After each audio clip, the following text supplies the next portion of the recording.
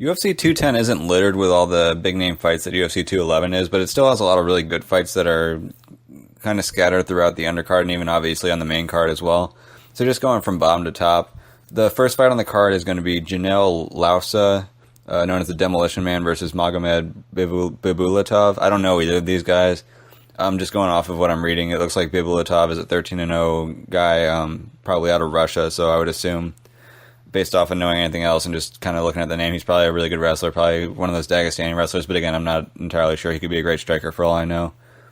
But obviously the flyweight division is looking for some more prospects, and this seems like a fight where the winner could kind of see himself in a position where he's a couple fights away from a top 15 fight, so good opportunity for those guys.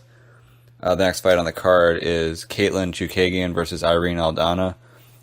Both of these girls have fought in the UFC already. Chukagian had her debut against Liz Carmouche. She was favored to win that fight, lost a closer decision, got out-grappled towards the end, but she's a really talented fighter.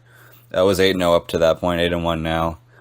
Aldana's pretty talented in her own right, but I think Chukagian, this will be her opportunity to get a win in the UFC. I think leading into the Carmouche fight, she's looked at as someone who could sneak her way into the top 15 pretty quickly, and I think this is going to be a good opportunity for her to get back on the right footing and work her way towards the top of her division. Next fight on the card is Josh Emmett versus Desmond Green. Emmett's the guy we're all pretty familiar with. He's 10-0 UFC veteran. Desmond Green, I believe, is making his debut. I'd expect to see Emmett probably win this fight as well. Wins a lot of his fights by decision, but so does Green. So this might not be the most exciting fight, but still a good opportunity for both of the guys involved. And the main event for the Fight Pass prelims is Gregor Gillespie versus Andrew Holbrook. Holbrook's a really talented fighter, but the thing with Gillespie that interests me is that a lot of times when I hear American Top Team guys interviewed, his name comes up as someone that they're really high on.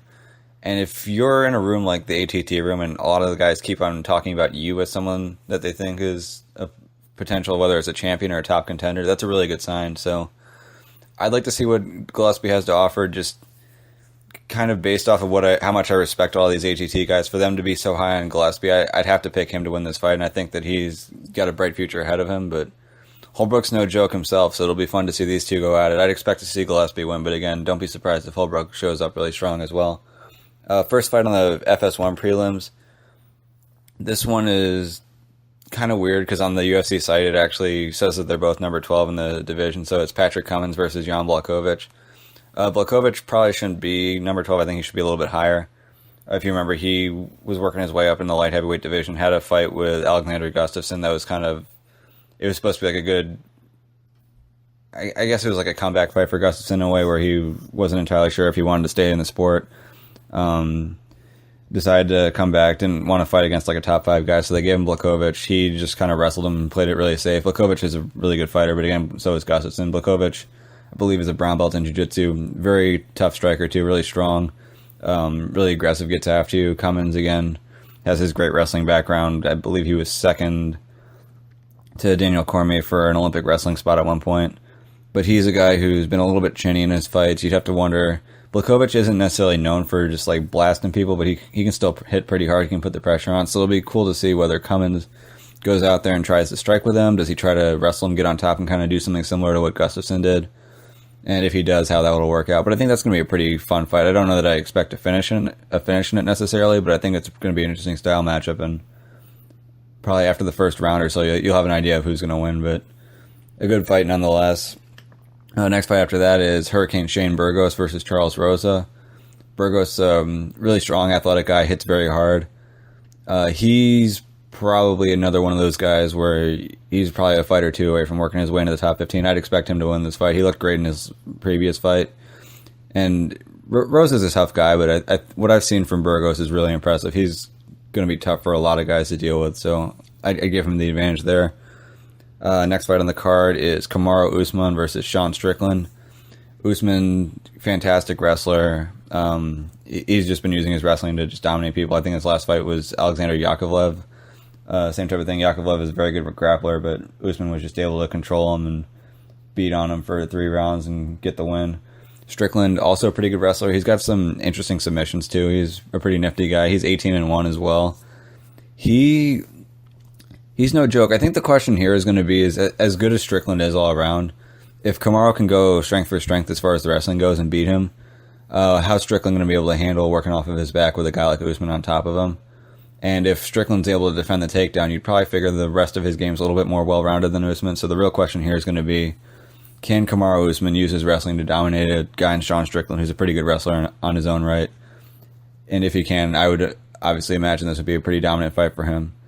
I'm going to pick the upset here, though. I'm going to say Sean Strickland's going to win because I think he's going to be able to get Usman off of him. And if he's not able to get him off of him in the first round, I think over time he's going to be able to fight it off and maybe win the fight in the later rounds. But he's a guy who's 18-1, but somehow he remains under the radar, and somehow we're not looking at him as a top 15 guy. But if he can beat a guy in Usman who's ranked 11th, he'll finally start to get the attention I think he deserves. And the final fight on the FS1 prelim card is the return of Miles Jury, who we haven't seen since the Donald Cerrone fight with the now infamous fuck you kicks, where he'd be on the ground and Cerrone would just be kicking the shit out of his legs. He's returning against Mike Delatorre, who is sharing the El Kukui nickname with Tony Ferguson. This is going to be an interesting fight for me because I think Jury should, just skill-wise, Jury should win this fight, but we haven't seen Jury for a while. I don't know why that is, if there's some lack of passion for the sport, if that's what it was, if he was taking the time to heal up. I don't know what the reason for his long layoff was, and I don't know how he's going to handle it. But if this fight goes as the skill sets would imply, you'd have to figure that Jury's going to win the fight. I'll pick him, but I'm not super confident about it just because of the layoff. And then on the main card, we talked about the Brooks Oliveira fight already, where I believe that should be the third fight in line as far as what's most interesting to me.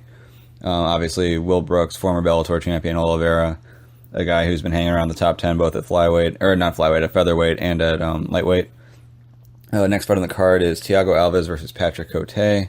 Cote, the former middleweight who's now fighting at welterweight. Alves, the former title challenger back at UFC 100, who hasn't been the most active fighter lately. Both guys like to strike. Alves with more of the Muay Thai style, whereas Cote, also a good kickboxer, but he likes to throw his hands a little bit more. Cote is the favorite on the betting lines on this one. I feel like that's pretty accurate. Alves seems like a guy where his best days are behind him. Not to say that Cote has a great run ahead of him too, but I think he's a little bit better than Alves is at this point in his career. Then there is Cynthia Calvillo versus Pearl Gonzalez. Calvillo just fought Amanda Cooper on UFC 209's main card. Got a win there.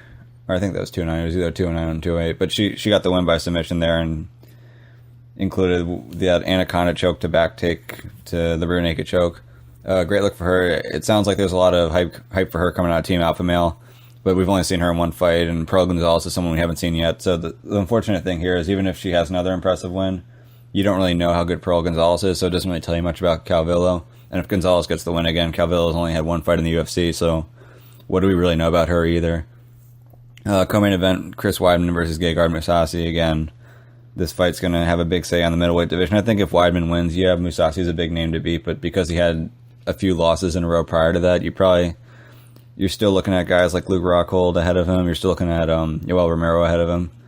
Whereas if Mousasi gets the win, depending on how people get booked, he might slip his way into a title shot a lot sooner. And then the main event is the rematch between Daniel Cormier and Rumble Johnson, which again, I went in depth on that and how the first fight went and how I think the second fight should be fairly similar in that regard.